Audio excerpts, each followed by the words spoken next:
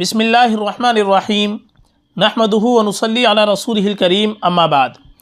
محترم ناظرین کرام، آج ہم دارالعلوم دیوبند کا ایک بڑا اہم مسئلہ آپ حضرات کو بتانے والے ہیں، جو عمرہ کرنے والے اور حج کرنے والوں کے سامنے بہت زیادہ پیش آتا ہے۔ وہ ہے صرف مطاف میں داخل ہونے کے لیے احرام کی چادر ڈالنا۔ یہ ہے اس مسئلے کا عنوان۔ سب سے پہلے ہم دارالعلوم دیوبند کے اندر جو سوال کیا گیا ہے وہ سوال سنا دیتے ہیں۔ سوال: عازمین عمرہ حرم شریف میں عمرہ کرنے کے بعد دوسرے روز نماز کے لیے حرم شریف میں جانا آنا رہتا ہے۔ وہاں منتظمین حرم شریف کے احکام ہیں کہ مطاف میں صرف عمرہ کرنے والوں کو اجازت ہے، اور طواف کرنے والوں کو مطاف کے علاوہ مسجد کے دوسرے حصوں میں کرنے کے احکام جاری ہے، اور کچھ مخصوص اوقات میں بھی مقرر ہیں۔ ایسے موقع پر اگر کوئی طواف کے لیے عمرے کی نیت نہیں، صرف مطاف میں داخل ہونے کے لیے احرام باندھ کر طواف کرے، جبکہ صرف طواف کے لیے اجازت نہیں، ایسا کرنا کیسا ہے؟ احرام جب چاہے کیا یہ باندھا جا سکتا ہے؟ سب کے سہولت کے لیے بنائے گئے قانون توڑنا نہیں ہے، اور سب کی آسانی کو دشواری میں بدلنا نہیں ہے۔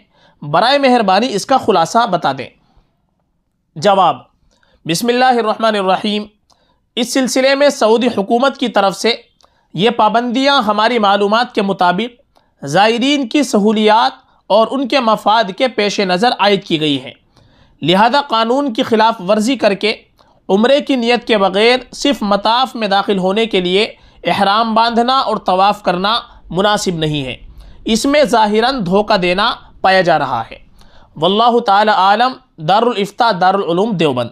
تو اس مسئلے کا خلاصہ یہ ہے کہ اگر کوئی شخص احرام باندھ کر کے مطاف میں جانے کے لیے طواف کرنے کے لیے جاتا ہے، صرف احرام باندھ کر کے، تو اس کی اجازت نہیں ہے، چونکہ قانون کی خلاف ورزی پائی جاتی ہے۔ ایسی صورت میں وہاں احرام باندھ کر کے جانا یہ مناسب نہیں ہے، کیونکہ اس میں ظاہری اعتبار سے دھوکہ پایا جا رہا ہے۔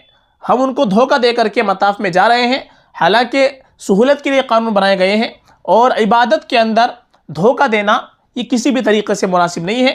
اس لیے اگر ہم کو صرف طواف کرنا ہے تو ہم دوسرے حصے میں یا تیسرے حصے میں جا کر کے طواف کر سکتے ہیں۔ مطاف میں احرام باندھ کر کے جا کر کے طواف کرنا یہ بالکل مناسب نہیں ہے۔